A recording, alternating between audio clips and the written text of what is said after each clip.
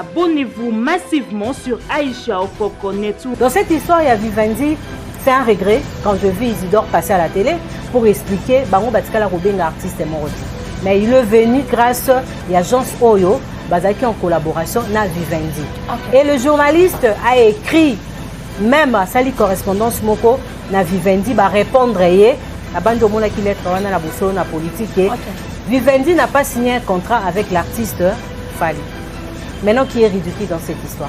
Abonnez-vous massivement sur Aïcha Okokonetu. Le musicien a eu l'information, il faut reconnaître la source, vérifier si réellement cette histoire est réelle ou vraie. Yo oye olobiango. Mais actuellement, tout ça les émissions, baza ko finga, baza ko critiquer Ferregola de ne pas être professionnel. C'est un artiste peureux, il a peur. Ferre arubangana. Abonnez-vous massivement sur Aïcha Okokonetu. Qu'est-ce que vous avez retenu par rapport aux différentes prestations des artistes au Bawelaki francophonie? Mais ce que je retenu quand Ferregola chanter, la compassion à nos frères de l'Est. C'est l'idéal.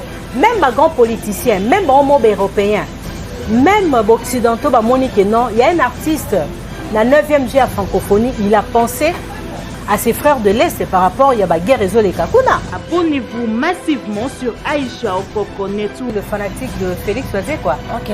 Bon, on peut baser bien par rapport à l'échec qui a Oazé dans le stade de Martyr. Maintenant, échec, ils ont comment tant qu'il y a quoi pour remercier Bateau avec un stade de Martyr. Oui, remerciement, Ezali, côté humanisme.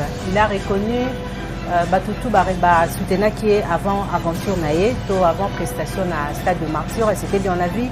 Kofi Olomide demandait aux gens d'aller soutenir Félix Oazé quoi. Il y a le Karmapa et puis Bato Bazaki présent, même si Bazaki Mouké, mais c'était très important de la part de l'artiste. Abonnez-vous massivement sur Aïcha Okokonetu. Bandekotou baleki na stade de Martyr.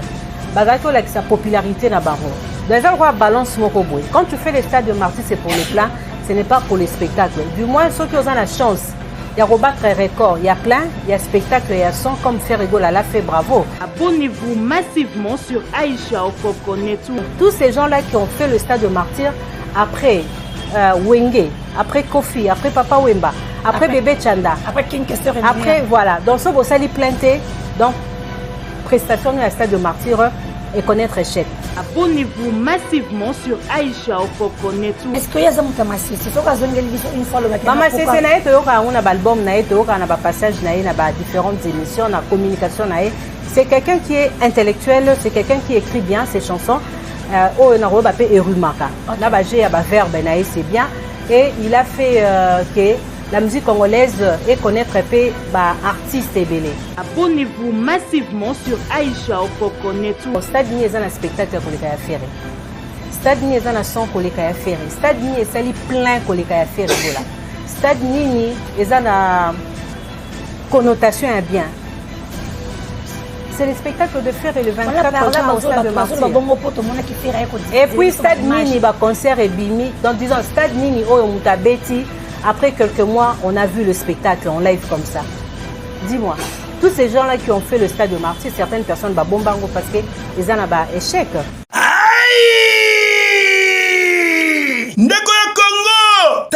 Produit de beauté, marque Pemisha. Eye pona ko bimisa beauté ya basi lisusu po balingama kitoko. Oye salami pona basi o bazali na loposo ya mwindu, pe na loposo ya métis. Tunanga nini? E salami na mwana mwasi oyo azali congolaise. Ye moko la beauté sans hydroquinone. Madame Stella Onakam. Produit de beauté marque Pemisha. Ezali na ba marque lokola. Tableau de beauté, crayon de beauté, tire-cils, faux de teint, cils, rouge à lèvres. Ya ba couleur nyonso et bongo mascara joli kitoko a mointe talatina star ya mboka Aïcha Okoko vrai chéri ya depuis tongo journaliste d'investigation oyo asalelaka toujours produit de beauté marque Pemisha tala ye wana ndenga zali kongenga joli kitoko a mointe elenge a mointe neti kaka uti kobima na sachet ozo tunanga soki zwami wapi bazali kosala livraison tina ndaku partout dans le monde pona bana ya Kinshasa to ya RDC awa okoki kozwa yango na avenue Itaga numéro 243 na commune na Lingwala to pe okoki kobenga na numéro ya téléphone oyo po te produit na yo ekoma na destination. Produit de beauté marque Pemisha eye pona kobimisa toujours beauté ya basi bazala lisusu kitoko pe elengi. Non, c'est trop fort, ba supporter bagangi. Aisha Okoko Network le roi Mikolo yoza na AON ngana za na Japon. Mbote de partout, est-ce que vous avez la mission dans Katsa AON, Aisha Okoko Network. Merci d'avoir abonné. Merci pour l'amour vrai et sincère. À chaque fois, toujours cotation pour autant de frapper. Vous allez recevoir mission dans ma porte, toujours côte avec brutalité. Merci. Bassine, toujours là, c'est que vous avez la mission, vous allez s'abonner massivement, vous allez partager, vous allez toujours la mission. Merci beaucoup. Je vous embrasse de partout. Ma championne, ma championne, ma maman, la bino, Aisha Okoko, la championne, votre maman. Je vous aime de partout ce que vous avez. Pour le cas, il y a moins mingi, mais moi, fier de commis. N'habitez le nom de Ovana Gang, non, killer, c'est quoi que virginité? Parce que virginité, c'est une gâte à Awen. Banda Juyo, Azouin sous Awen, killer, mon ami, si tu es petit, qu'il y a une virginité, on a donné. Manganga, ça va? Aïcha, je vais bien, bonjour. Ça va? Oui, très bien par la grâce de Dieu. Je salue tout le monde à répondre à la place à Killer. Killer, c'est un ami. Okay. On s'est connus depuis. Tout ça, à table à 15 ans d'amitié. Okay. Et c'est quelqu'un que je respecte beaucoup. Je l'aime beaucoup. Donc, tout ça, juste pour nous ça à Moussala. Aïe Bingate. Toi, tu es ma petite sœur. Je t'apprécie aussi. Merci, Aïe. Vous allez Merci beaucoup à Queen Balobi. Boye Kitoko, Matongé, ça, c'est un moko.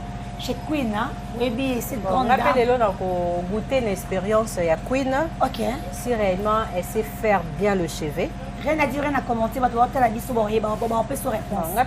Cette femme a une créativité. Déjà vendredi, c'est mon anniversaire. Ok. Coiffure, bon, on a ma page nanga. Il y a Queen. Il y a Queen, hein? Voilà, ok. C'est bon, Queen, bah, mon amoussala. Déjà, quand on comprend que Queen est simé déjà. Parce qu'il y a des fois, Queen, ça m'a pas engolé. Tu vas y belé, boya déjà. Tu joues bien à salon. Au commune à Kayo, Vandi, Basalo, Moussalo, Leki. Déjà, ça, on a dit, moi, on a dit, Bundara, une femme partenaire. Donc, il faut checker le book. Très bien. Ça va? Oui, je vais bien, ça va. Santé, ça va? Santé, ça va bien. Nous sommes qui sont en Angolo, en Zambé. Ok, Bagolo, ça va bien. Aïe, Bagolo, ça va bien. Baspiritas, ça va bien. Banawenge, ça va bien. Bawarion, ça va bien. On en est oui, ça va bien parce qu'il y a des révélations. Oh, Bazo Sala, et Sala qui sont aux Wario, aux Akalmete. C'est un peu ridicule. Je dirais aussi le fanatique de Félix Oisé, quoi. Ok. Bon, on peut baser bien. Par rapport, il y a échec qui a Oisé dans le stade de Martyr. Mais non, échec, ils ont comment tant qu'il y a quoi il faut remercier Bateau dans le stade de Martyr. Oui, remerciement, Ezali, côté humanisme. Il a reconnu Batoutou Bareba Soutena qui est avant aventure naïe, avant prestation à stade de Martyr. Et c'était bien, on a vu Kofi Olomide demander aux gens d'aller soutenir Félix Oisé, quoi. Il y a le Karmapa et puis Bato Bazaki présent, même si Bazaki Mouké, mais c'était très important de la part de l'artiste. Il y a qu'à remercier Bato. Mais quand tu pars pour faire le stade de Martyr, unité à mesure, ils ont le plein. Okay. Si pour les spectacles, il y a d'autres salles que Félix Oisé devait payer pour présenter le spectacle. Okay. Dans le Bibongo, pourquoi? Parce que na bandeko tout baleki na stade de Martyr. Bazaki avec sa popularité na baro. Dans un roi balance mokoboy. Quand tu fais les stades de Martyr, c'est pour le plein, ce n'est pas pour les spectacles. Du moins ceux qui ont la chance, il y a rebattre un record, il y a plein, il y a spectacle, il y a son comme Ferrego l'a fait bravo. OK. Jibem Pianatan Azobeka stade de Martyr, c'était sa façon de montrer à Weronson que moi Jibem Piana avec mes fanatiques, il y a groupe BCBG, nous sommes populaires. Okay. Idem aussi avec Weronson, c'était la réponse à Jibem Pianake. Moi, je suis le roi de la forêt. Après dissolution à Wenge, je fais le plein. Donc, je peux faire le plein au stade de Martyr. Kofi Olomide Boyebi, c'est quelqu'un Azaki toujours n'a regard na bana Wenge parce que Wenge Zaki na force moko majeure. Alors, c'est quelqu'un qui avait compris la force ya Wenge et il fallait Azala entre Jibé et Nawera. Lui aussi, de son côté, il a fait le stade de Martyr. Quand il a fait le stade de Martyr à l'époque, on a dit que Kofi Olomide a fait le plein. Donc, tous ces gens-là qui ont fait le stade de Martyr, après Wenge, après Kofi, après Papa Wemba, après Bébé Chanda, après King Kester, après, voilà. Donc, ce Bossali planté, donc, prestation du stade de Martyr et connaître échec. J'applaudis Ferregola avec Fali Poupa, malgré le stade naé, les Kandeng et les Ka, on a des à côté,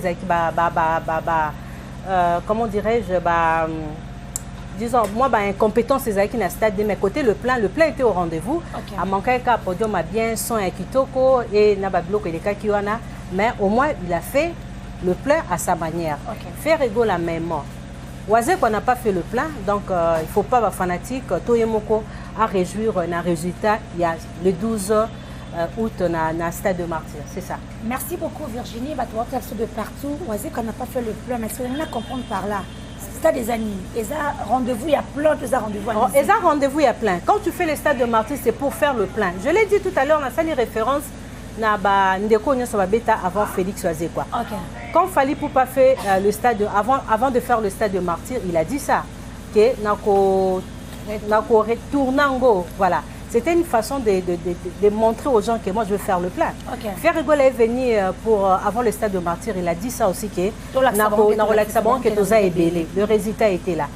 Héritier Watanabe, avant de faire le stade de Martyr, à l'objet Nako Tindikango. Avec une assurance en disant que il est à Rosala plein à Rotindika, stade de Martyr, Moutarouya, à Rosalate. Donc, ils ont plein. Donc, si tu n'as pas fait le plein au stade de Martyr, c'est que prestation dans eux et connaître échec moko total. Mais est-ce qu'il y a c'est sûr une fois le matin. Maman, c'est naïe to yoka on a album naïe to yoka on a passage naïe na différentes émissions na communication naïe. C'est quelqu'un qui est intellectuel, c'est quelqu'un qui écrit bien ses chansons. Oh na roba pe erumaka. Na ba j'ai ba verbe naïe c'est bien et il a fait que la musique congolaise et connaître un peu artiste et belé. Si aujourd'hui nous avons G7 Chipoyi, Jos Diena, c'est grâce à Félix Oisé. Mais si nous parlons par rapport au stade de Martyr, c'est un échec total. Et moi je dirais l'artiste s'est ridiculisé pour rien. C'est ridiculisé, mais il a quand même soyons réalistes. Pour oser la sonité, le résultat c'est quoi? Actuellement c'est un homme, un artiste ridicule devant les gens qui consomment la musique congolaise, dans les réseaux sociaux, dans TikTok, dans Facebook. Là il faut le dire. Donc à accomplir sur 100%, à Saliata, 98%, il y a une norme et un stade de Martyr. Mais j'applaudis côté le podium, c'était belle. Podium Nezaki Kitoko, belle il y a B et L, sans L ni balé. Pour comprendre, voilà. C'est les podiums. Alors, il a fait. Voilà, mais bien sûr, il faut nuancer bien, non? On est journaliste. Voilà. Alors, podium Nezaki Kitoko, sans Ezaki bien. Ezaki a gagné Fali Poupa. Oui. Il fallait podium na Ezaki na chef, Ezaki penza bien te. Yoni na podium na. Non, tout ça référence non, na bani. Surtout qu'est-ce qu'on est na faire là. En tout cas, stade de Martyr, un spectacle à faire le 24 juin. Il y a unité de mesures, il y a stade tout et Betty, la ville à Kinshasa, c'est une réalité. Si on a un stade ni un spectacle pour les faire. Stade ni un son pour les faire. Stade ni est plein pour les faire là. Stade ni un connotation est bien. C'est le spectacle de faire le 24 juin au stade de Martyr. Et puis stade Nini, concert et bimi. Donc disons stade Nini au Mutabeti. Après quelques mois, on a vu le spectacle en live comme ça. Dis-moi, tous ces gens-là qui ont fait le stade de Martyr, certaines personnes bombango parce qu'ils ont un échec. Toro validé en côté. J'applaudis Héritier Watanabe. 1 mois, 2 mois après, sortie officielle, il y a un spectacle à Nizalaki. Et ce que Ferrigola a fait. Voilà. Ok, merci beaucoup Virginie Manganga. Ouais, c'est ce que je dis à l'introduction de cette émission. C'est la honte actuellement de la part des Warriors. Pourquoi? Révélation Oyo Gauthier c'est à Sali. Ils ont vraiment révélation Moko Oyo maître public, fanatique, leader, communicateur pro, artiste KO. Parce que c'est la honte. Batebele critiqué qui fait quand il a décliné l'offre. Il y a Robeta le 5 Wana. Par contre, après sa prestation le 24 juin dans le stade de Martyr, l'artiste a été invité par M. Isidore. C'est lui qui avait la clé de la francophonie. C'est lui qui chapeautait. Après, tout le monde a fait le baguette. Mais nous étions au courant, au parfum, que l'artiste va prester na jeu à francophonie, 9e édition Lango, 9e édition où ils à Kinshasa. Il est parti à Bukavu. Quand il a regagné Kinshasa, il a passé le 5. C'est qu'il a parlé avec Isidore. Tout le monde a dit que papa Hervé à lobby n'a robé Talissu sur les 5 T. Aujourd'hui, je dirais qu'il avait raison parce que Isidore avait fait une promesse à Ferrigola que Isidore n'a pas pu réaliser. C'est la raison. Il a dit ça lors de son passage Naboso na politique. À lobby ok. Ngaï ton a bien qui ferré après prestation le 24 juin, j'avais fait une promesse à l'artiste. Ce Robert na fermeture était Robert na ouverture. Mais comme Ferregola est revenu de Bukavu, ba moni ba privé na ouverture na fermeture. Okay. Mais étant artiste, quelqu'un qui aime bien la population congolaise, Andima qui quand même quoi accepter comme il connaît la connotation politique, il soutient les chefs de l'État. Andima Kobeta les 5. Mais après on voit quelqu'un qui se présente Bataille na ouverture. Tu vois? Okay. Et passage à Isidore, pour moi, il y a une carte. Oh, Isidore à Bombi a présenté une émission. Anna. Lui, il a dit que non, à Tikala, jamais Kobenga, artiste Fali.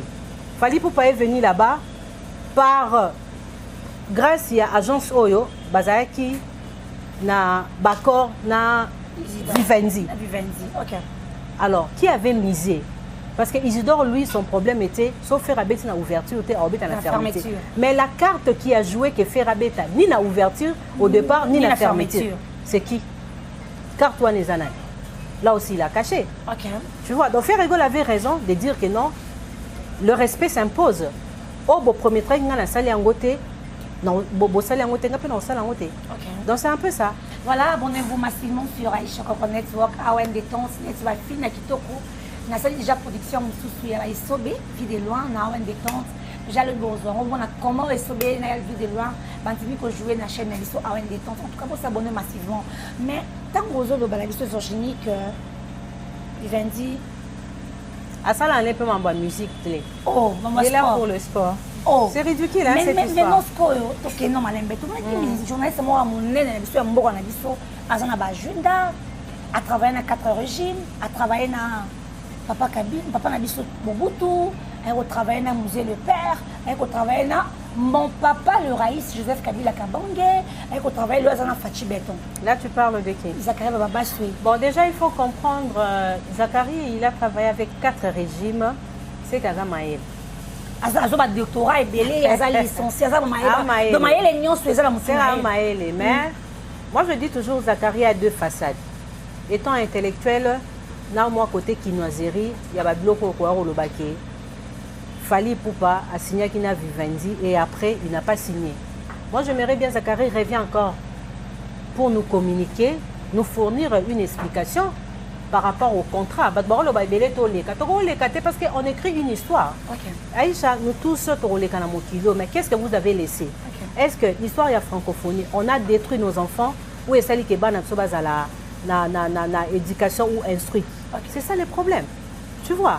Donc, j'aimerais bien tous ces gens-là, que l'artiste avait signé avec Vivendi, basons à la média, expliquer parce que nous avons vu comment l'artiste Ferregola a été insulté. On a même demandé à l'artiste d'aller à l'école. Aujourd'hui, avec la vérité présentée par Gauthier Sey, Nani Fazong en école, qui était dans la vérité. Et pourquoi Bolingi Mboka Mobimba est à la merci d'une seule personne et la personne est incapable de Roussala, Oba Luambo Basalaka, Oba Rochiro Basalaka, Oba Gonkale Basalaka. Aujourd'hui, Ferregola incarne tous les artistes là qui sont partis musicalement. Tu vois? Alors, quand au départ, déjà, tant francophonie, avant, au bête en francophonie, il faut le français bien. Qui est cet artiste-là qui parle français bien que Kofi Olomide? Présente-moi un artiste qui est intellectuel à Salibétude Koleka Kofi. Kofi qui était absent dans la francophonie. Et qui chante de belles phrases dans Bandia Monet. En écoutant les chansons de Kofi, au dictionnaire. Est-ce que vous avez toujours Ngamo Bambino. Bambino, Bambino. Bambino, c'est bébé. Oh, oui, baraté, hein. Voilà, les accents espagnols sont comme ça. Tu vois, Kofi Olomide, le bar français, Koleka Kofi, azate. Maintenant, il m'a bien Kofi. Ils ont déraillé, désorienté public. Dans mon amour, je suis journaliste, je salue Maître Coco Kayou de la crème du barreau. Toujours moi, si concert, on a vu ce jeune concert. Si on a refusé à faire rigole de prester parce que Ferre ne parle pas français. Biso que faire rigole pas étant étudiant. On a fait rigole dans Mamouya, musique. Jour où on a fait rigole à incapable, il y a Royemba, c'est là je dirais que dans le cas faire rigole non inako. Pour le moment, on va voir aux mais quelqu'un qui chante bien, il a tout, il a la musique en lui. Bon le banane aux la classe Annie. l'artiste bobaï qui est non français, tout le monde a français, le barapé. Donc c'était pas d'abord au départ une question de bien parler français. D'abord c'était la musique, parce que dans l'histoire à francophonie, à chaque édition, ils ont un thème dans haut. Ok? Actuellement, on a choisi la musique et accompagné 9e édition par rapport au thème. Ok. Ozomona. Mais bloco te okaki confrère na biso Zakari Mutamayele tara yo motolo bakasana 4 régimes. Asa 4 régimes mais c'est que donc avant l'expérience politique et tara nem talobara affassiona fait Weranson mais ce ko akena babilo rabongo de ma part c'est un regret comment on a babilo rabongo. Donc faut bazonga. Ba expliquer biso pourquoi ba kosi biso makambu ya contrat wana. En tout cas moi je salue le courage, la détermination. Oyo Gauthier Sey à Sali. Il ne faut pas négliger ça. Parce que Wario Baza, oh non, non, ils ont pas kokoloté. Si nous a menti, il faut tous aller éclairer. Et les journalistes est allé plus loin pour expliquer ce même Marambo à disque d'or. Donc, au à disque d'or, pour 50 000, comme pour Rose à disque d'or, au casé, disque nayo, na édition Oyo était kaka, œuvre phonographique. Donc, ça aussi, c'est une histoire. Tu vois, tout ça. Pourquoi mensonge? Je reviens par rapport au contrat, c'est vraiment un regret. C'est vraiment un regret. Aujourd'hui en RDC, nous avons eu la chance d'avoir plusieurs artistes. Oh, ça la fierté à la musique. De voir aussi des jeunes comme Bin affilés d'être absents à la francophonie, c'est une erreur fatale. Innocent Baloumé. Il y a des jeunes qui font bien la musique. Ils ont raté font moutouma encore privilégié et puis n'a qu'à mensonge. Pourquoi tu veux construire Empire Nayo na Lokuta? Si tu as de principe, tu es un homme de morale.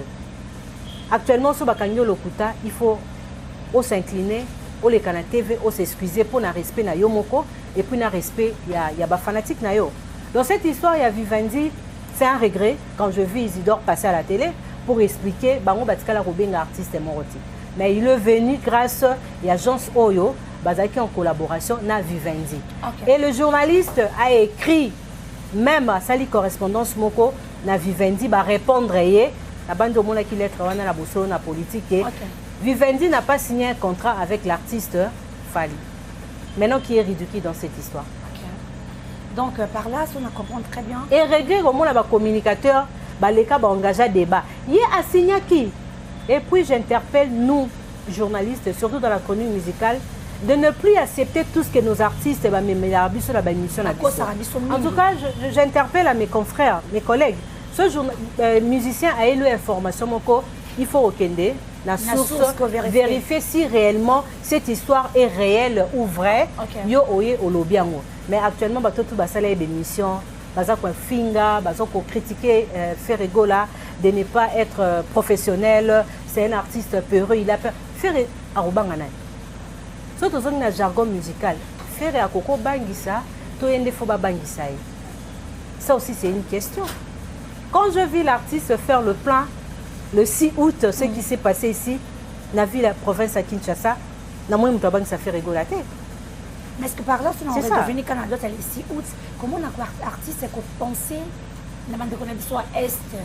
Même qui grand journaliste qu'est-ce que vous avez retenu par rapport aux différentes prestations des artistes au Bawelaki francophonie? Mais ce que je retenu quand fait rigoler à chanter, la compassion à nos frères de l'Est. C'est l'idéal. Même les grands politiciens, même les hommes européens, même les occidentaux, il y a un artiste, la 9e G à francophonie, il a pensé à ses frères de l'Est par rapport à la guerre et les Kakuna. Et chose grave, l'artiste est Babetake Belé, mais nous avons vu 2 chaînes françaises.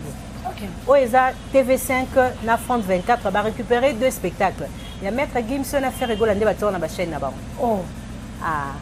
Virginie Tu vois, dans ton réseau, les locaux, il ne faut pas seulement aux égoïstes. Parce qu'il y a des artistes qui sont trop égoïstes, ils pensent qu'à eux, sans qu'ils ne pensent à battre. Mais faire rigoler, la fermeture, il y a de la francophonie, sa préoccupation, c'est la musique.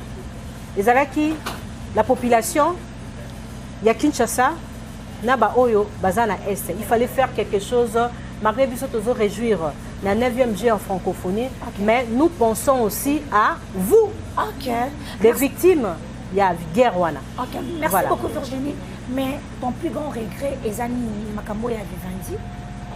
Regret nangeza mensonge parce que Coco ça. Regret nangeza batebino na kati institution moko beau travailler pour faire plaisir à tout le monde, à la population congolaise, vous privilégier mon moko dans les mensonges. C'est mon regret. Moi j'aimerais bien ba primara ba valeur, ba privilégier bateau bana ba valeur. Les lots c'est une compétition en musique. La prestation de l'autre, la prestation de Ferré. Les lots ba betelina ni maboko. Ferré Gola qui était capable de faire un semi-live. Il a fait un a cappella au stade de Martyr. Mais l'autre artiste, toujours Gauthier a dit, il était incapable de marier sa voix pour faire un semi-live. Et le playback a été imposé vu l'incapacité. Oh, ça aussi c'est un problème. Donc, Nzembo ya yomoko. Il y a des journalistes, c'est ok. Au vivre, on a qu'à la répétition. Au vivre événement, yo mo vivre événement.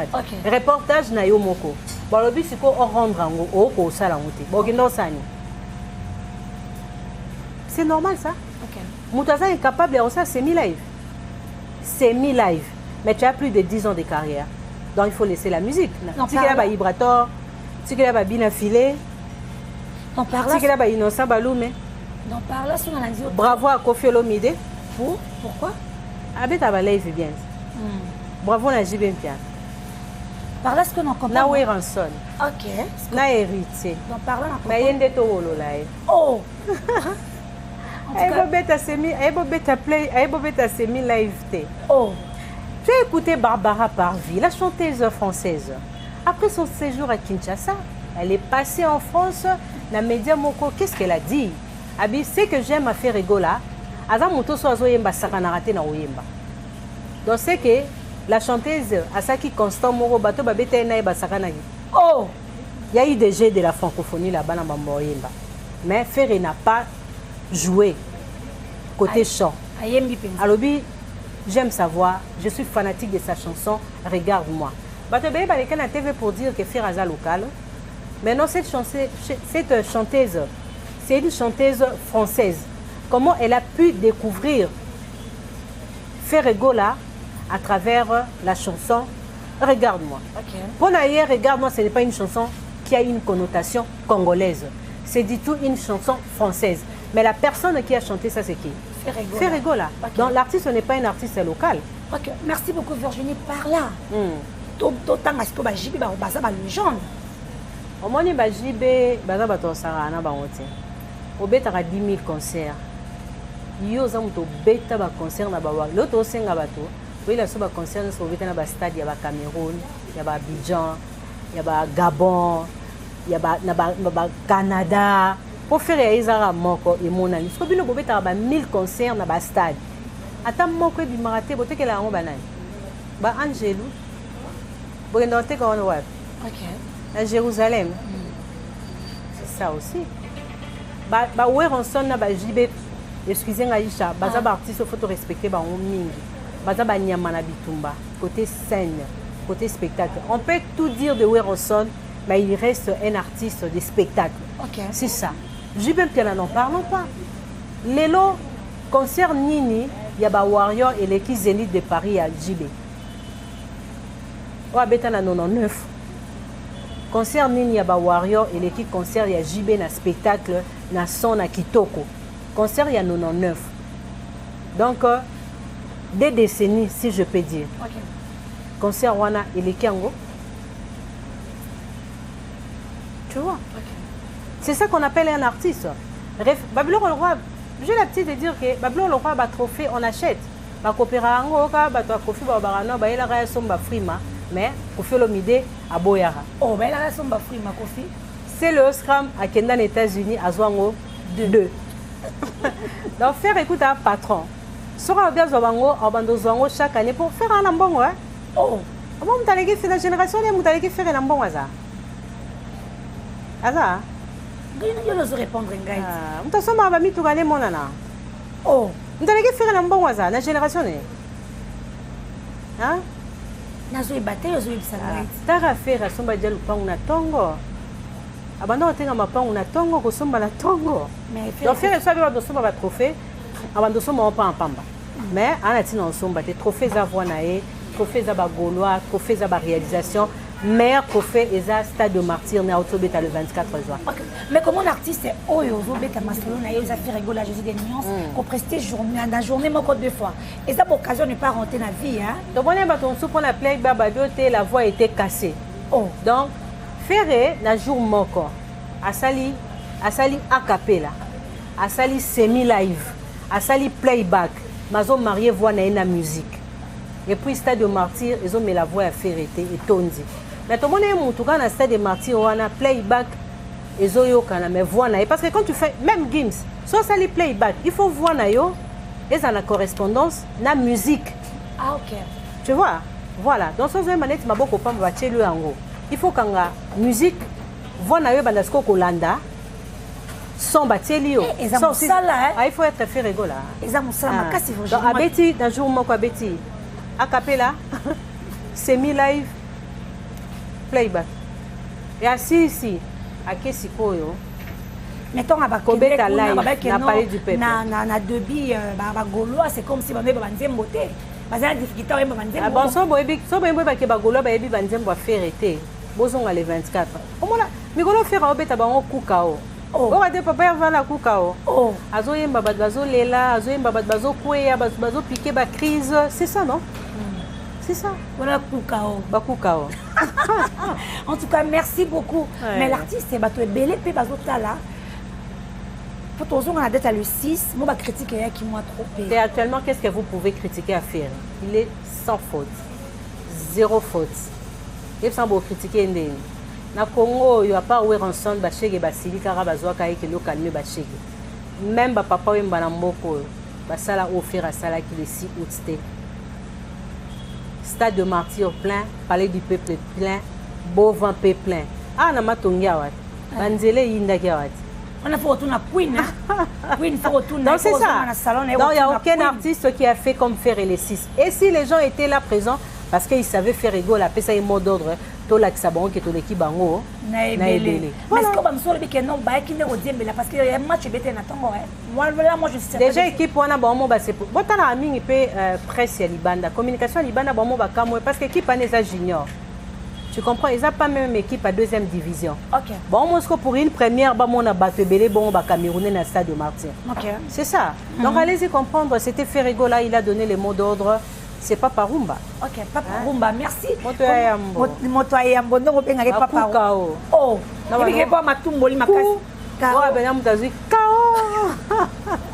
Il y a un podcast. Elle a un peu de wenga wana. Oh.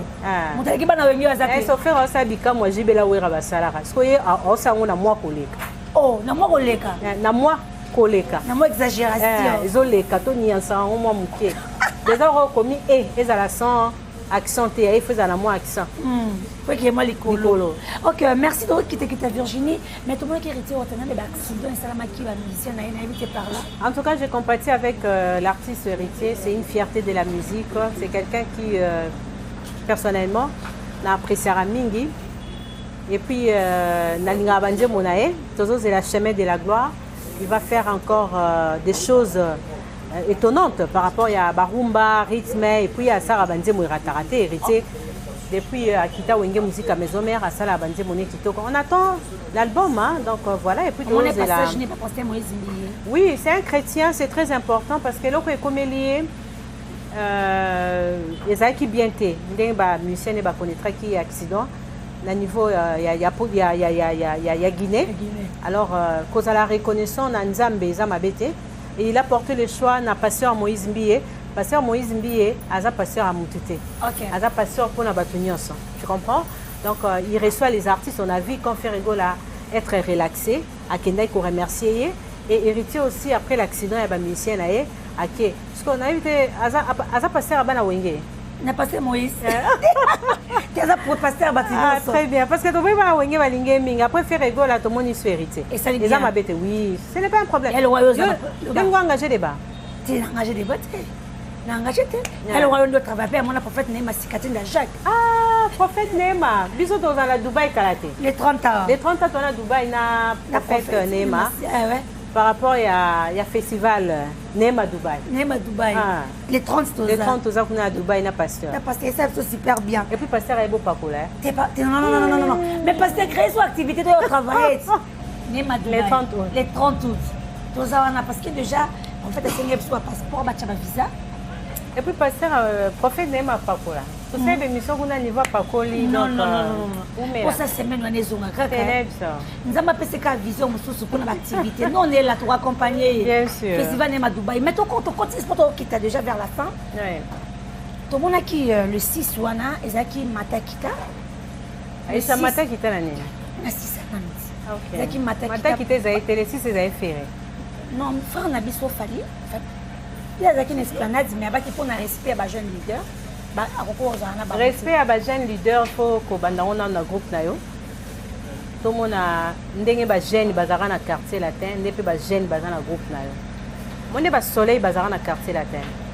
Ba Gibson, ba bourreau de bazar dans quartier latin. Tout le monde a des jeunes ya groupe on a bazar bon. Oh, mais différence c'est ça. Parole ngolo bani.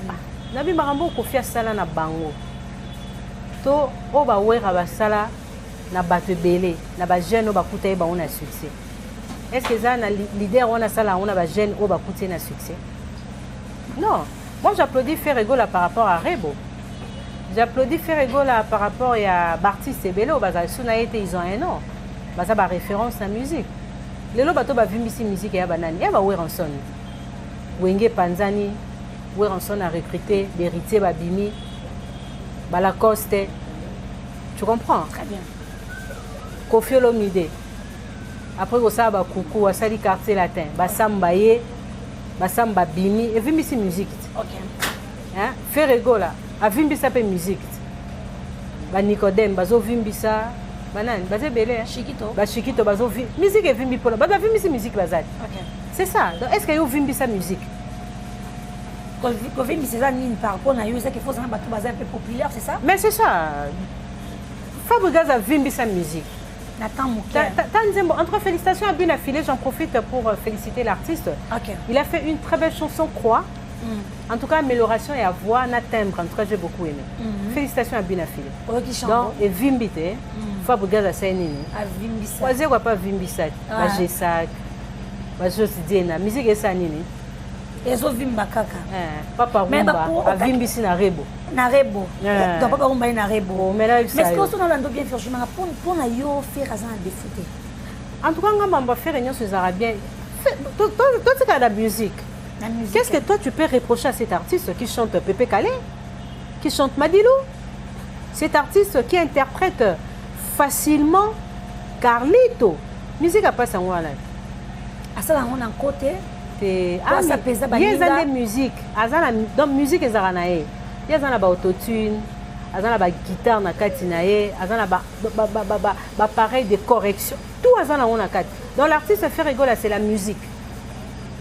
Et c'est quelqu'un qui aime bien sa profession, à construire un empire naé plus la vérité et puis na marambo etalika musique. Ce qui Ferregola vite à Imana, ce n'est pas la même personne. Na Zazou, ce n'est pas la même personne na Marathon. Donc après une décennie ou une année après, Ferregola cherche à améliorer sa voix. Okay. C'est ça, ce qui est Funyanya. Ce n'est pas du tout Ferregola na Banzembone Moussousou. C'est ça qu'on appelle un grand artiste. Il y a ça qui est reproché Ferrenani. C'est un peu agenda. Ce qui est comme un agenda, oui, comme un bafoua. Ce qui est le 24 juin, dis-moi, qu'est-ce que moi je peux reprocher à Ferregola? Vous avez un petit spectacle à Bongo. On a qui reproché. Tous les égoïstes, c'était. Mutu Barbara, on a chanté, on a lobby. Nzembo ya Congolais, mais il y a un nzembo banani, il y a français. Donc regarde-moi et tu es. Les lobbies zorbiers, ils ont binissa, planète Mobimba. Allez, on a bandori. Qu'est-ce que musicalement, je vois rien. Non, reprocher l'année. Je suis bien reprocher, faire reprocher l'année. En tout cas, l'incapacité musicale. Parce que si je dois parler de Ferregola, dans le Baneka étant chanteur. Ok. Donc, on va ça faire et on a bien. C'est l'agenda après le babac après le 6 août. C'est un agenda. L'agenda, il y a un festival. Ngana Killer Toro Fanda Boeto Kalele peut faire un festival, c'est trop facile. Oh. Killer, cela dit, tous les artistes, vous êtes capables de le faire. Pour postuler dans le festival. bokende babo ya raté festival babo ya raté musique ya bawera wana nde ezalaki musique ovandi bueno il y a un producteur Badivé, il y a un producteur Jean-Pierre Sartre, il y a un ce n'est pas que au construire en pur nayo bagena okoma mikanda na vivendi bandimisa bona makasi, non ce n'est pas ça. Abona ba preuve. Mais moi je t'ai dit des preuves sont là, non? Communication c'est ça la correspondance mo ezana na Facebook.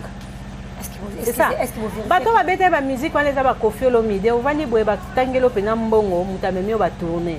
Lelo ekoma okoluka tourneur moko boye. Tu peux payer aussi quelqu'un azo lukelo ba contrat.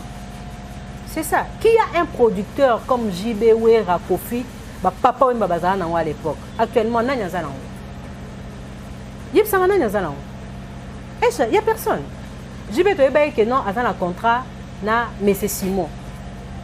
Bon, quand même avant Koufa, contrat à JB Zala qui n'a Messe Simon. Un grand producteur connu en Afrique.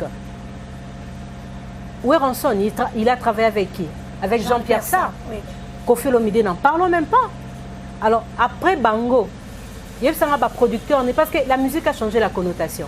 Le système, il y a un groupe Belen des Aïe qui les a sous-bonté. Parce que Mouton, il y a un producteur. Non. Non, bah, tu viens Moloba. Oh, Mikolo Moutana Molili quoi. Molili. Les hommes bêta boy Molili. Mais heureusement Mikolo Baolo Baba Wario va payer ba Mwinda. Oh. Ba Mona Maramna ba Onyo Somade. Oh. Et ça na boutute, c'est comme Mwinde Peli. Mwinde Peli. Donc pour parce que date fait ba que ferré surprise wana zolinga. Je pense que ce côté na ba page ya Ferrigola. Aza ko annoncer le romo roboy. OK. Ah. Et là on nous a ani. Et Laurent, bon invité les années à Cor Arena Bercy. Oh, maintenant Bercy à Cor Arena. Et puis les gens se posent des questions. Faire rigolo ande bobeng mtabaki c'est qui n'est qui pété. Soit que bête à Bercy. Qui n'est pas ivoirien, ba malien, ba gabonais tout. Maintenant mon azaki na Paris l'année passée, na mon il est trop populaire, ba ivoirien, ba lingue. Na Canada n'en parlons même pas. Au moins na États-Unis. Effectivement, au moins image moko boye, il y a compétition moko, il y a sport. Ils ont différents pays africains. Okay. Organisé un championnat Moko. Et on avait invité la danseuse Yamado. Elle a dansé quoi? Bizorbi. Il y a moins de bouger. Bizorbi est bondi dans l'album, il y a 31 chansons. Vous sentirez? Donc, déjà, j'ai suivi une émission. Je vais faire un kisi. Moi, je vais faire un adversaire. To ba proche adversaire na yo ba komo lenga na TV ba komo ba toza mutaba kisi c'est que ba omona nini bikamwa ba merveille ba marambo ebele le lion est déjà debout. Oh yo vana mnora ya lion ba te bele ba na kata minora ferré ba kangi wa obi lion so kangi déjà détermination za fa barré yo et que yo so ki le 24 simba ki te virgin to aussi ça mais simba te ndeni fallait simba za ferré mona wenge oh ana ADN oui comme ADN le pas problème c'est ça wenge 4 fois comme ADN le pas problème analyse on est que ne moi chaud tout na jibe mpiana biso ça analyse car parce que un leader d'opinion soka leki à lobby biso to décortiquer penser na selon nous mais ils a parole d'évangile. Donc c'est un peu ça. Donc yo côté ka makolo ya baba to mosaki ba choix ya bato yo baki bazana ba ADN na wenge bato so longola ba non ba mso bana ADN ya après dissolution mama ya eza ya 4x4 Aïcha. OK.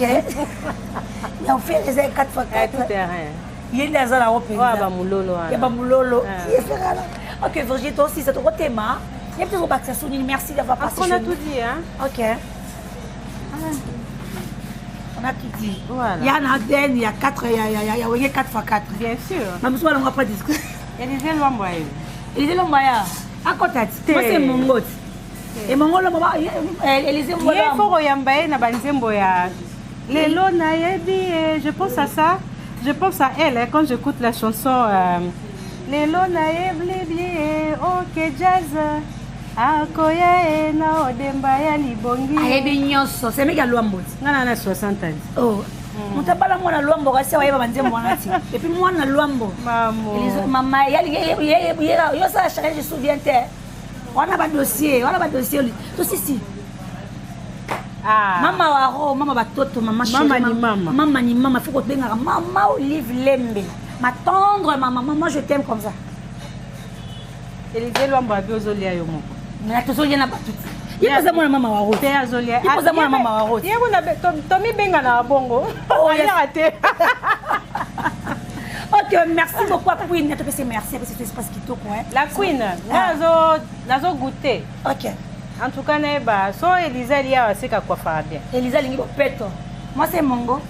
Alingi bopeto tout le temps. Donc alors après il m'a comme Queen na sala. Kilo ne mo alinga bopeto. Oh, il y a solo hein. Pas d'intérêt. OK, merci. En tout cas, le PC bayana so Zaï Mbote ya Willy Moucheni. Ya na so Congo. Ya Congo. Bambote belé, bambote na la carte Tigane Empereur Néron Bongo.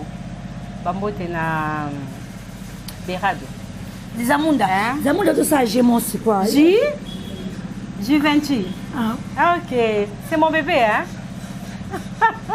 Berado c'est le choix na te. Non, Berado. Asalinga j'ai mon boy. Tolinga gaming. J'ai moi salinga. On explique. Asna ma dossier na ngati. Zamunda. Abina carte rose. En tout cas la maître pardonna la crème du barreau. Maître Coco Aidi, Misamo et puis dossier Séraphin Bongo Espoir à Bana Matete. Maître Chris Cicéron Bakumba Bofay absent 35 mois l'andako. Oh, Bana Lukunga bo voter. Oh, Balukunga ke kuna. Ba voter. Merci beaucoup Francis voilà. Nalela bino makasi. Rambo s'abonner. Est-ce que émission peut que pas nga non? C'est que non ça c'est Queen Zoina. C'est égoïste moi. Queen Zoina Queen Kena non pardon. Queen Zoa mutuna hein. OK, merci beaucoup pour s'abonner massivement dans Wende Tons Network. Francis voilà merci de la prise de vie. Bana zibara na motema Ndenge et Mongo. Azara na motema Élysée Luambo. Bye bye. Ndeko ya Congo tala produit de beauté marque Pemisha eye pona kobimisa beauté ya basi lisusu po balingama kitoko oye salami pona basi o bazali na loposo ya mwindu pe na loposo ya métis tuna ngai nini esalami na mwana mwasi oyo azali congolaise ye moko la beauté sans hydroquinone Madame Stella Onakam produit de beauté marque Pemisha ezali na ba marque lokola tableau de beauté crayon de beauté tire-cils faux de teint cils rouge à lèvres yaba couleur nyonso et bongo mascara joli kitoko a moyen te talatina star ya mboka Aisha Okoko vrai chéri ya depuis Tongo journaliste d'investigation oyo asalelaka toujours produit de beauté marque Pemisha tala ye wana ndenga zali kongenga joli kitoko a moyen te elenge a moyen te neti kaka uti kobima na sachet ozo tunanga soki zwami wapi bazali kosala livraison tina ndaku partout dans le monde pona bana ya Kinshasa to ya RDC awa okoki kozwa yango na avenue Itaga numéro 243 na commune Lingwala to pe okoki kobenga na numéro ya téléphone oyo po te produit na yo ekoma na destination produit de beauté marque Pemisha pona kobimisa toujours beauté ya basi bazala lisusu kitoko pe elengi non c'est trop fort ba supporter bagangi Aisha Okoko Network, le roi Mikolo. Nous sommes en AON, nous sommes en Japon.